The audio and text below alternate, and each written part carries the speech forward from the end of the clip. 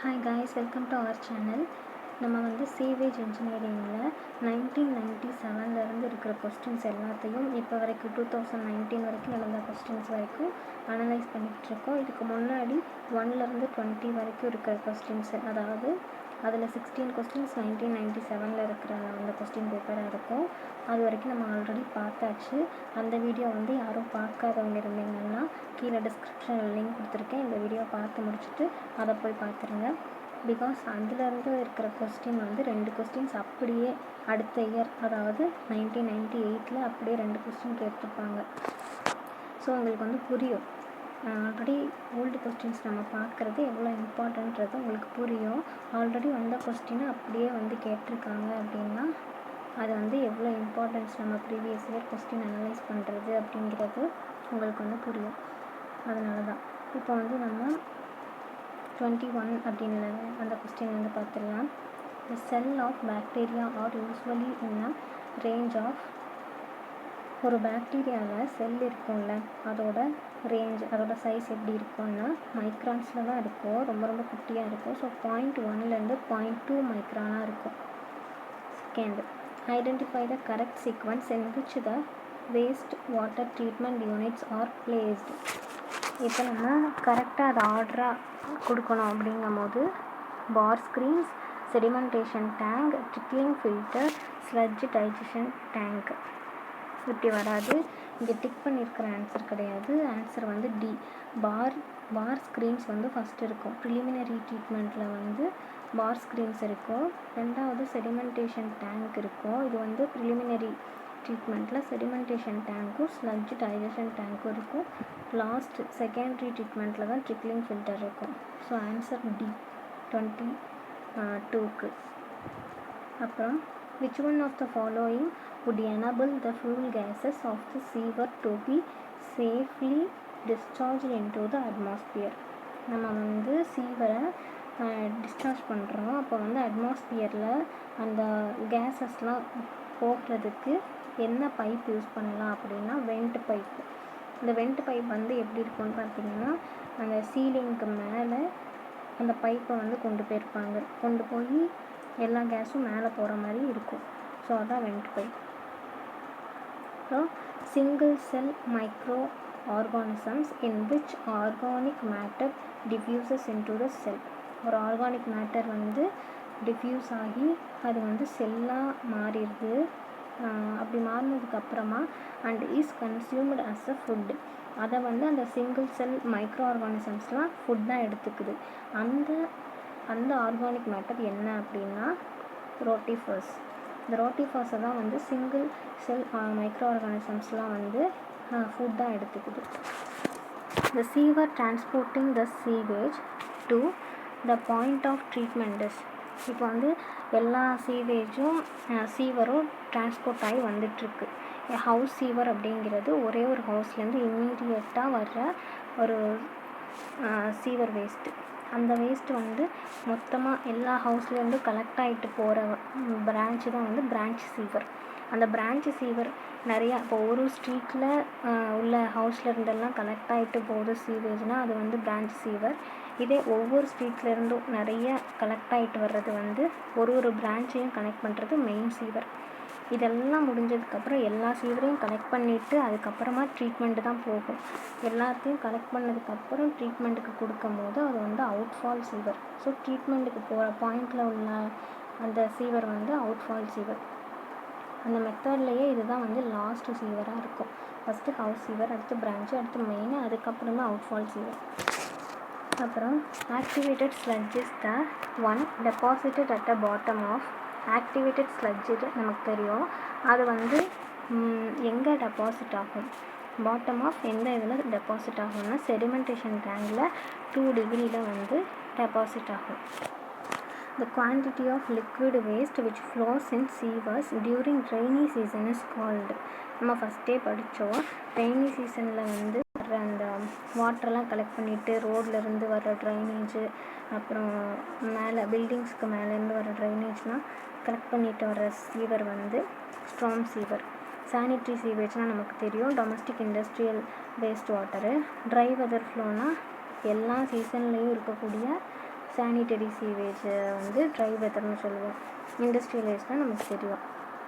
Which one of the following pair is not correctly matched? எது வந்து கரெக்டாக match ஆகலைன்னு பார்த்தோன்னா, இப்போது pneumatic ejectors அப்படின்னா லிஃப்டிங் சீவேஜ் வந்து கீழே இருக்கும், அதை லிஃப்ட் பண்ணி மேலே கொண்டு வர்றதுக்கு யூஸ் பண்ணுவாங்க pneumatic ejectors.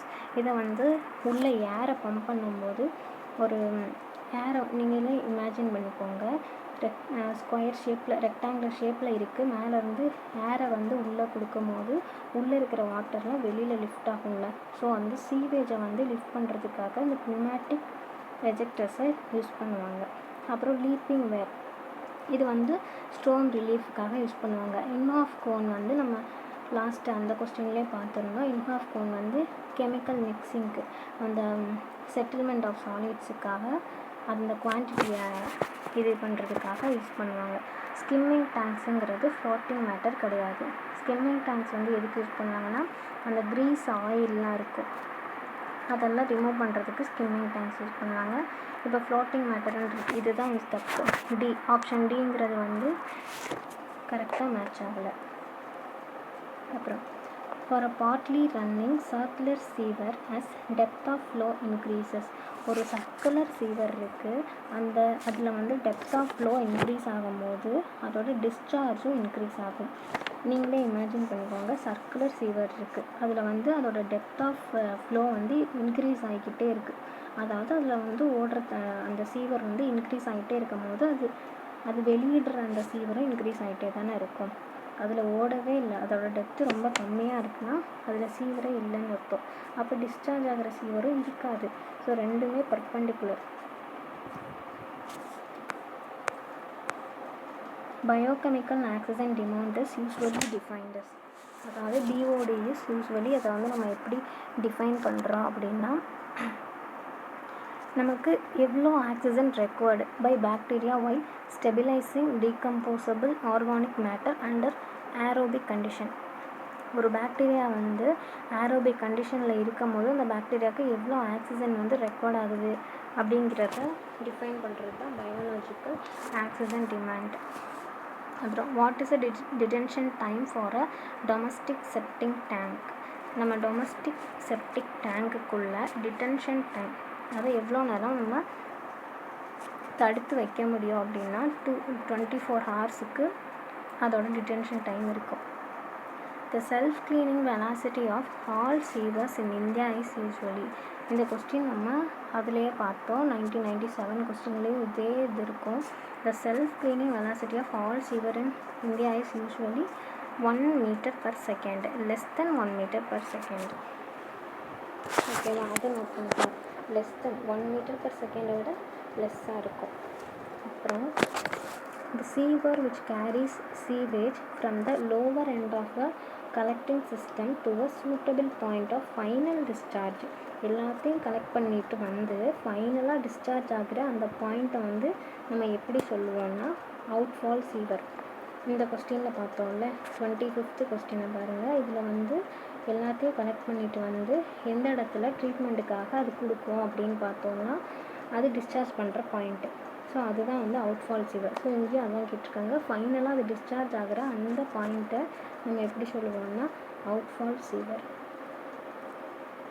Next oxygen sag curves relates to. Oxygen sag கர்வில் வந்து ரீஏரேஷன் அண்டு ரீஆக்சிடேஷன் இருக்கும். இது நம்ம படிச்சிருக்கோம் ஆக்சிஜன் சர்க் கர்வில். அந்த கர்வில் வந்து வேர்ட்டிக்கலாக மேலேருந்து கீழே வரைக்கும் இருக்கிற பாயிண்ட்டை ரீஆரேஷன்னு சொல்லுவோம். கீழேருந்து இந்த 0ன்ற பாயிண்ட்லேருந்து மேலே வரைக்கும் போகிற அந்த கர்வை வந்து டீஆக்சிடேஷன் கர்வ் அப்படின்னு சொல்லுவோம். During putrefication process of sewage, அதாவது பியூரிஃபிகேஷன் ப்ராசஸ் ஆஃப் சீவேஜில் இந்த கேஸ் கிவன் ஆஃப் இஸ் என்ன கேஸ் வந்து கிவன் ஆஃப் ஆகும் அப்படின்னா ammonia gas. The drop manhole are generally provided in sewers for. drop manholes வந்து எங்கே நம்ம அதிகமாக ப்ரொவைட் பண்ணுறாங்க அப்படின்னா, இதையும் நம்ம லாஸ்ட் இயர் கொஸ்டினில் இதே கொஸ்டின் அப்படியே வந்திருக்கும். ஸோ ஹில்லி டவுன்ஷிப்ஸில் தான் ப்ரொவைட் பண்ணுறாங்க ட்ராப் மேன்ஹோல்ஸ்னாலே hilly townships. The first stage of natural process of sludge digestion. நம்ம நேச்சுரலாக ஸ்லட்ஜ் டைஜஸ்ட் ஆகும்போது அதோட ஃபஸ்ட்டு ஸ்டேஜ் என்ன? Acid fermentation. First acid fermentation, ரெண்டாவது ஸ்டேஜ் வந்து ஆசிட் ரெகுலேஷன், மூணாவது ஸ்டேஜ் தான் வந்து அல்கலைன் ஃபெர்மெண்டேஷன். ஸோ அது அப்படியே கொடுத்துருக்காங்க ஏபிசின்னு. இதில் வந்து ஃபஸ்ட்டு ஸ்டேஜ்னு கேட்டிருக்காங்களா. So acid fermentation. Trickling filters are used to remove. நம்ம வந்து ட்ரிக்லிங் ஃபில்டர் எதுக்காக யூஸ் பண்ணுறோம்? பேத்தோஜெனிக் பாக்டீரியாவை வந்து ரிமூவ் பண்ணுறதுக்காக யூஸ் பண்ணுறாங்க. ஆன்சர் டி, பேத்தோஜெனிக் பாக்டீரியாவை ரிமூவ் பண்ணுறதுக்காக தான் ட்ரிக்லிங் ஃபில்டர்ஸ் யூஸ் பண்ணுறாங்க. The danger for workers descending into deep sewer is due to. இப்போ டீப் சீவர்னால் ரொம்ப ஆழமான சீவரில் வந்து ஒர்க்கர்ஸ் இறங்கும் போது அவங்களுக்கு என்ன டேஞ்சராக இருக்குது? ஒரு ஆழமான சீவராக இருக்குது அப்படின்னா அதில் வந்து ஒர்க்கர் இறங்கும் போது அங்கே ஆக்சிஜன் இருக்காது. ஸோ டிஃபிஷியன்சி ஆஃப் ஆக்சிஜன் வர்றதுக்கு சான்ஸ் இருக்குது. ஸோ அது ஒரு டேஞ்சர் தான். அப்புறம் டாக்ஸிக் கேஸஸ் வந்து அவங்க அட்டாக் பண்ணுறதுக்கு சான்ஸ் இருக்குது. அந்த அட்டாக்கும் வந்து டேஞ்சர் தான். அதே மாதிரி இன்ஃப்ளேமபிள் கேஸஸ். இன்ஃப்ளேமபிள்னால் அலர்ஜி கொடுக்கக்கூடிய கேஸு. ஸோ அந்த மாதிரி கேஸ் அங்கே ப்ரெசென்ட் ஆகிருந்துச்சுன்னா அதுவும் அட்டாக் பண்ணுறதுக்கு சான்ஸ் இருக்குது. ஸோ இது மூணுமே தான். எனி ஆஃப் தீஸ்னு கொடுத்தா any of these, all of தீஸ்னு கொடுத்தா ஆல் ஆஃப் தீஸ். எது வேணால் இதில் எது வேணால் வந்து அவங்களுக்கு டேஞ்சர் ஆகலாம். அப்புறம் the coagulant widely used for sewerage treatment is. நம்ம சீவேஜ் ட்ரீட்மெண்ட்டுக்கு ஒரு கோஆகுலண்ட் நிறைய கோஆகுலண்ட் யூஸ் பண்ணுறாங்க. அதில் நிறைய அதிகமாக யூஸ் பண்ணுற கோஆகுலண்ட் என்ன அப்படின்னா ஆலம். இது வந்து காமன் ஒரு டைம் தான், இதை வந்து ஞாபகம் வச்சுக்கணும். ஆலம் தான் அதிகமாக யூஸ் பண்ணுறாங்க. The major source of hydrocarbons. Hydrocarbon வந்து நமக்கு கிடைக்கிறதுக்கு மேஜராக இருக்கிற சோர்ஸ் என்ன? Diesel exhaust. டீசல்லேருந்து வரக்கூடிய எக்ஸாஸ்ட்லேருந்து தான் ஹைட்ரோ கார்பன் கிடைக்குது. The rate of accumulation of sludge per person per year is. ஒரு பர்சனுக்கு பெர் இயருக்கு அவங்களுடைய அக்குமுலேஷன் ஆஃப் ஸ்லட்ஜ் வந்து எவ்வளோ, அந்த ரேட் எவ்வளோன்னா 20 litres. So answer C, 20 litres. Psychoda alternate is found in. அது வந்து நம்ம எங்கே ஃபவுண்ட் பண்ணோன்னா ஸ்டாண்டர்ட் ரேட் ட்ரிக்லிங் ஃபில்டரில் தான் ஃபவுண்ட் பண்ணுவாங்க. இதுவும் ஒரு டேர்ம் தான், நம்ம ஞாபகம் வச்சுக்கணும். In a stabilisation pond oxygen for the aerobic bacteria comes from a form of plant life. ஒரு பிளான்ட்டோட லைஃப்லேருந்து தான் பாக்டீரியாஸ்க்கு வந்து ஆக்சிஜன் கிடைக்கிது. அந்த பிளான்ட் லைஃப்பை நம்ம என்னன்னு சொல்கிறோம் அப்படின்னா ஆல்கே. அந்த ஆல்கே அப்படிங்கிற ஒரு பிளான்ட்லேருந்து தான் அந்த பாண்டில் ஆக்சிஜன் கிடைக்கிது. யாருக்கு? பாக்டீரியாஸ்க்கு. Next unit of purely on anaerobiosis. Question வந்து unit working purely and anaerobiosis. ஒரு யூனிட்டு, அந்த யூனிட் வந்து anaerobiosis-க்காக மட்டுமே ஒர்க் பண்ணுது. பியூர்லி அதுக்கு மட்டுமே ஒர்க் ஆகுதுன்னா அது அந்த அந்த அந்த யூனிட் பாடியை நம்ம எப்படி சொல்கிறோன்னா செப்டிக் டேங்க். அதுதான் வந்துட்டு anaerobiosis-க்கு மட்டுமே ஒர்க் ஆகக்கூடிய ஒரு unit. Next the self-cleansing velocity recommended for Indian condition in order to prevent settling down of sewage at a bottom is. இது நம்ம ஆல்ரெடி பார்த்த கொஸ்டின் தான். அங்கே என்ன கேட்டிருந்தாங்க? இதுக்கு முன்னாடி இயர் கொஸ்டினில் self cleaning velocity recommended for Indian condition அதுக்கு வந்து என்னவா இருக்கும் அப்படின்னு கேட்டிருந்தாங்க. Settling down sewage meter per செகண்டில் நம்ம என்ன ஆன்சர் பார்த்தோன்னா லெஸ் தென் 1 மீட்டர் பர் செகண்டுன்னு பார்த்தோம். பட் இங்கே இந்த மாதிரி ஆப்ஷன்ஸ் வந்து வேறு மாதிரி கொடுத்துருக்காங்களா. ஸோ நம்ம நியர்லி எது இருக்குதுன்னு பார்ப்போம். லெஸ் தென் 1 மீட்டர் பர் செகண்டுக்கு நியர்லி என்ன இருக்குது? 0.75 இருக்குது. ஸோ அதான் ஆன்சர். 1 விட அதிகமாக போகக்கூடாது. So 0.75. The first stage of natural process of sludge digestion is. Already நம்ம பார்த்தது தான். இதுதான் வந்து ஃபஸ்ட்டு ஸ்டேஜ் ஆசிட் ஃபர்மெண்டேஷன். அந்த கொஸ்டின் வந்து அப்படியே கொடுத்துருக்காங்க.